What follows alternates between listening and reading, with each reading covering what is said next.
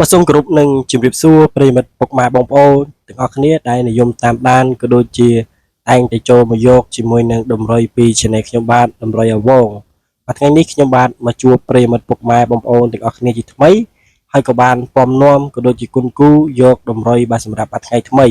គឺថ្ងៃទី15ខែ8ឆ្នាំ2026ចឹងប្រិយមិត្តអស់គ្នាដែលទើបទៅចូលមកថ្មីមិនទាន់បានជួយចុច like ក៏ជួយចុច like បាទខ្ញុំបាទម្នាក់មួយផង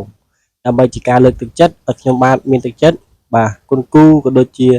យកតម្រុយដែលច្បាស់មកកែជូនដល់ប្រិយមិត្តទាំងអស់គ្នាជារៀងរាល់ថ្ងៃព្រោះថាមួយរយៈនេះឃើញពុកម៉ែបងប្អូនទាំងអស់គ្នាបាទមិនសូវបានចូលមកតាមដានខ្ញុំបាទទេបាទសង្ឃឹមថាប្រិយមិត្តទាំងអស់គ្នាបាទអាចនឹងចូលមកវិញក៏ដូចជាខ្ញុំបាទនឹងនាំយកតម្រុយដែលច្បាស់មកកែជូនដល់ប្រិយមិត្តពុកម៉ែបងប្អូនទាំងអស់គ្នាជារៀងរាល់ថ្ងៃបន្តទៀត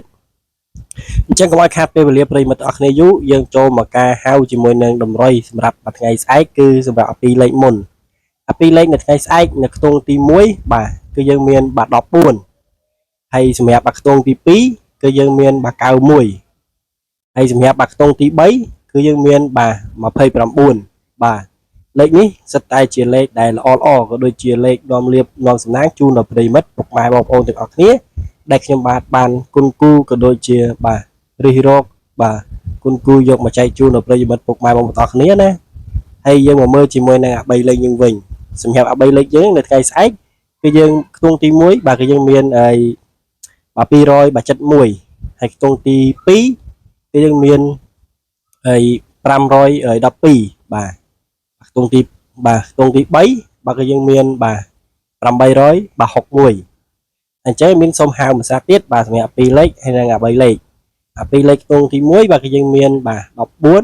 91 29ហើយសម្រាប់3លេខបាទគឺយើងមានបាទ200បាទ71ហើយនិង512ហើយនិង800បាទ61ឥឡូវយើងងាកមកមើលជាមួយមកលេខអូសយើងវិញសម្រាប់លេខអូសបាទគឺយើងមានបាទអូសខ្ទង់បាទ40ហើយនិងខ្ទង់50អញ្ចឹងសម្រាប់តម្រុយថ្ងៃថ្មីនេះគឺយើងមានតែប៉ុណ្្នឹងទេសម្រាប់បច្ច័យជូនដល់ប្រិយមិត្តពុកម៉ែបងប្អូនទាំងអស់គ្នាសង្ឃឹមតែប្រិយមិត្តយកតម្រុយនេះទៅគឺនាំលៀបនាំសំណាងនាំជោគនាំជ័យនាំលៀបបាទឲ្យពុកម៉ែបងប្អូនទាំងអស់គ្នាបាទត្រូវលេខធំបាទចូលលេខធំទាំងអស់គ្នាហើយសម្រាប់វីដេអូថ្ងៃនេះគឺយើងមានតែប៉ុណ្្នឹងទេហើយសូមអរគុណសូមគោរពលាពុកម៉ែបងប្អូនទាំងអស់គ្នាដែលចំណាយពេលមកតាមដានជាមួយនឹងតម្រុយឆ្នោតបាទពី Channel ខ្ញុំបាទសូមអរគុណនិងសូមគោរពលាជួបគ្នានៅវីដេអូក្រោយៗទៀត